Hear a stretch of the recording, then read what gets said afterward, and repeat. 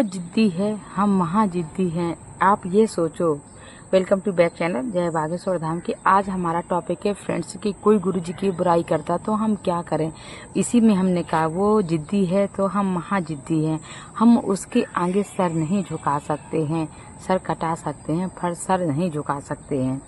तो फ्रेंड्स, अगर हमारी कोई कमेंट में था कि दी कई पर्चे बन गए हैं, काम पूरा नहीं हो रहा है, तो बहुत सारे लोग घर वाले कहते हैं अरे क्या है सब ऐसा ही, तो इसमें हम क्या करें। गुरु जी कहते हैं अपने गुरु की अवहेलना कभी नहीं सुननी चाहिए।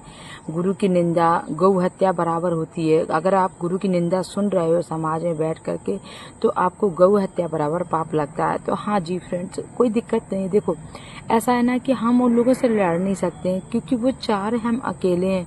उस टाइम क्या कर सकते हैं, एक चुप रहना ही होता है। इसलिए कान हमें दो दिए गए हैं और मुंह एक दिया गया है कि सुनो बहुत सारी बातें, बोलो एक।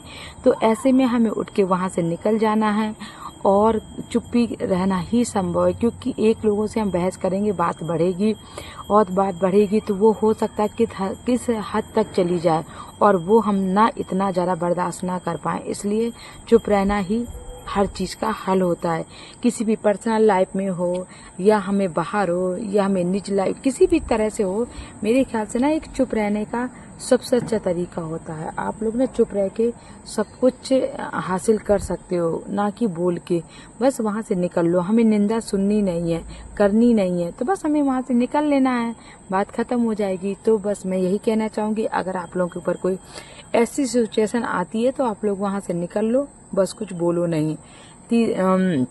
दूसरा कमेंट था कि हमें पूजा करते समय नींद बहुत आती है, क्या करें। हाँ जी, ये मेरे साथ भी होता है बहन, इसमें कोई बड़ी बात नहीं, ये सबके साथ होता है। एक बार कथा में गुरुजी भी बता रहे थे कि कभी मन बहुत विचलित होता है, कभी कभी ऐसा होता है ना, हम एक इंसान है, कोई वो तो है नहीं है। इंसान के साथ में हर मोड़ आते हैं, उतार चढ़ाव आता है, कभी दुख है, कभी सुख है, कभी कुछ हालात ऐसे हैं कि नहीं मन लग रहा। तो कोई बात नहीं, क्योंकि मन से मन की लगन, मन से जो हमारे मन का लगन है, भगवान से कनेक्शन है, वो दिल से होना चाहिए। ना कि हमें माला करते हमारा पता चले मन कहीं और है, ओम नमः शिवाय कर रहे हैं, कनेक्शन हो ही नहीं रहा है। जब हमारा कनेक्शन ही नहीं हो रहा तो हमें फल कैसे मिलेगा, नहीं होगा, क्योंकि हमारा कनेक्शन जो भगवान तक पहुंच ही नहीं रहा है तो कैसे फल मिलेगा, वो फल की प्राप्ति नहीं होगी। ऐसे में आप लोग अपनी घर की पूजा करिए, भगवान को नहला दीजिए, भोग लगा दिए, खाना खिला दिए, जो जला कर रख दीजिए, उनको निहारिए बैठ करके, उनको खुद ही दिल से भगवान को पता चल जाएगा। जब उन्हें बैठ के आप निहारोगे, उन दिल आपका खुद ही भगवान से कनेक्ट हो जाएगा, भगवान खुद आकर कनेक्ट कर लेंगे कि क्या बात है, ये भक्त बहुत परेशान है, भगवान खुद आपसे कनेक्ट हो जाएंगे। अगर आप सच्चे दिल से भगवान को मानते हो और अगर आपके पास में फॉर्मेलिटी, भगवान भी ऐसे ही, आप जिस रूप में पाना चाहते हो उस रूप में मिल जाता है। आप नॉर्मल रूप में पाना चाहते हो, आपको नॉर्मल रूप में। आप बहुत ज्यादा मन से, लगाव से, दिल से भगवान को पुकारते हो तो भगवान चले आते हैं। आप चलते फिरते भगवान को नमस्कार करते हो, भगवान आपसे चलते फिरते नमस्कार कर देता है। भगवान भी हमारा ऐसे ही है, आप जिस मूड में, जिस तरह से भगवान को आप मानोगे, भगवान भी आपको ऐसा मानता है। तो इसलिए आपको टेंशन करने की बहन कोई जरूरत नहीं है, सबके साथ होता है। अक्सर हम गृहस्थ मार्ग वाले हैं, हम कोई सन्यासी तो है नहीं है, गृहस्थ मार्ग में ये सब चलता है, कभी बच्चों का। हाँ, पर हमारे गुरुजी कहते हैं कि भाई एक नहीं तो आधी नहीं, तो अगर आप एक माला करते हो तो मतलब एक माला का 5 माला कर रहे हो तो आप एक माला कर रहे हो, बस मन से करो। ऐसा नहीं है कि बच्चों का टाइम हो रहा, ऑफिस का टाइम हो रहा और ओम नमः शिवाय करते जा रहे हैं, ऐसा नहीं करो। अगर आपके पास सुबह टाइम नहीं तो आप शाम के कर लो, शाम के टाइम नहीं आप दोपहर में कर लो। पूजा के लिए कोई टाइम नहीं होता, सिर्फ एक भगवान को एक हम लोग ना रेस्ट देते हैं, जैसे कि हम लोग रेस्ट लेते हैं वैसे ही रेस्ट लेते हैं।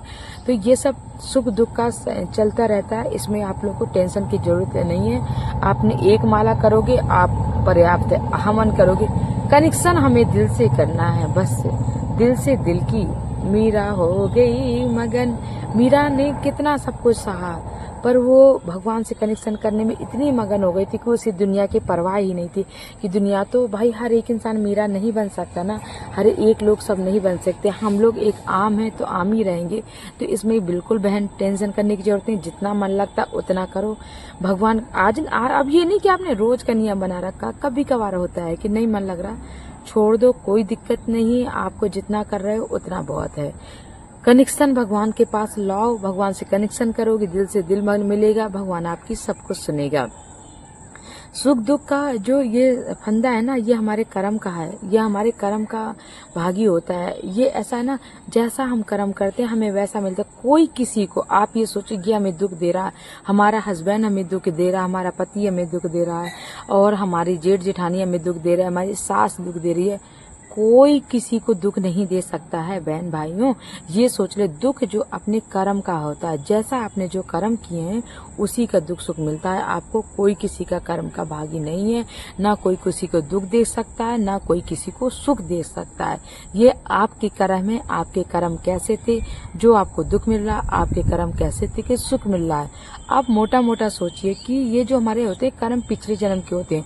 जब इंसान मरता है, जहाँ पे जो छोड़ जाता है उसको अगले जन्म भगवान उठा करके वही रूप में दे देता है। बस आप ये सोचिए, इसलिए आप दिमाग में मत सोचिए कि, और आप ये भी मत सोचिए कि कोई देख नहीं रहा, ऊपर वाला सब देखता है, एक एक बही खाता का हिसाब रखता है, एक एक पल पल का हिसाब रखता है आप पे।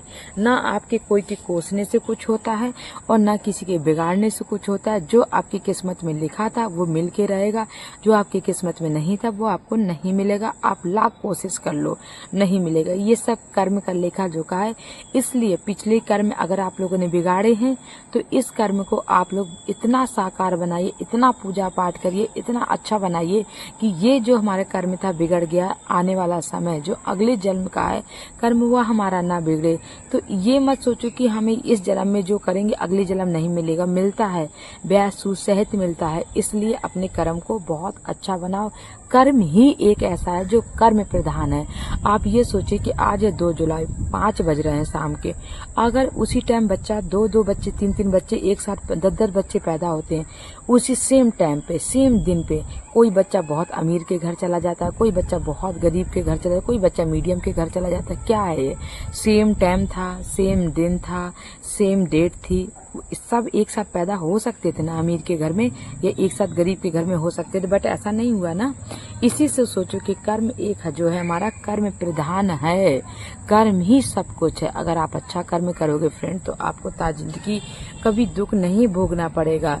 अगर आप ये सोचोगे कि कोई नहीं देखने वाला है, जो भी है सब ठीक है, ऊपर वाला सब देख रहा है, इसलिए आप ये मत। आज हम छत में बैठे हैं खुली जगह में, और हमारे ये बगल में आम का पेड़ लगा हुआ है, हमें नीचे से उतर के हम जाकर तोड़ ला सकते हैं, बट हाँ कोई देखने वाला नहीं, अकेले एक आंटी रहती है, कोई देखने वाला नहीं। बट ऊपर वाला देखो, खुला आसमान है, खुला आसमान है ना, वो एक एक पल हमें देखेगा, एक एक पल खुला आसमान में। तो बस वहीं से हमारे कर्म लिखना चालू हो जाते हैं। आप ये देखिए, बैंक के अकाउंट होते हैं जो रात में जिस टाइम बंद करते हैं ना, रात कर्मचारी, बैंक के कर्मचारी अपनी फाइल को रात में क्लोज करते हैं, शाम के 5-6 बजे क्लोज करते हैं, और सुबह जब मॉर्निंग में ऑफिस जाते हैं तो उस सेम फाइल को सेम जहाँ से क्लोज किया वहीं से ओपन करते हैं ना। तो बस ऐसी ही हमारी जिंदगी है, जहाँ से क्लोज होती है वहीं से ओपनिंग हो जाती है अगले जन्म में। पिछले जन्म जहाँ हम छोड़ के जाते हैं वही अगला जन्म हमारा ओपन होता है। बस आप लोग ये सोचिए, इसलिए कभी कुछ गलत काम मत करिए। चलिए जो हो गया, जाने अनजाने में हो गया, पर अब अपने कर्मों को खराब मत होने दीजिए। हम यही कहेंगे। बस अगर माला में आपका मन नहीं लग रहा, पूजा में आपका मन नहीं, उस दिन कर दो, दूसरे दिन कोशिश करो कि सब कुछ अच्छा करके हम डबल माला कर लें या भगवान से डबल विश मांगे। बस और कुछ नहीं कर सकते। अपना हमें कर्म करना, भगवान ऊपर वाला हमें सब देता है। अगर भेजा है तो जीने का सहारा देता है, कुछ न कुछ कर देता है, पर कर्म भोगना पड़ता है। बस यही है। इसलिए कभी झूठ का साथ मत लो, जो भी है अपने तरफ से अच्छा करो, बाकी भगवान के ऊपर वाले के ऊपर छोड़ो। कभी भगवान से कुछ जबरदस्ती मांगने की जरूरत नहीं होती हमें। बस भगवान से हमें प्रार्थना करनी होती है, कनेक्शन करना होता है, और बाकी वो हमारे ऊपर हाथ खुद रखने वाले होते हैं। इसी तरह हमारे बालाजी हैं, अपने गुरु की निंदा नहीं सुनो। गुरु की निंदा सुनना गौ हत्या बराबर पाप होता है। सुनना ही नहीं, उठ के हमें चला आना है वहां से। कोई क्या करेगा, बकते रहो। हमारा क्या जा रहा है, हमें बकने से कुछ असर भी नहीं पड़ता है। कष्ट भी है, सब कुछ है, कहते हैं ना शारीरिक कष्ट मिल रहा है, हमें कष्ट मिल रहा है, सब कुछ है, माला में हमारा मन नहीं लग रहा है, सब ऊपर वाले की कृपा है। हमारा और आपका कोई इसमें रोल नहीं है, सब ऊपर वाले की कृपा होती है।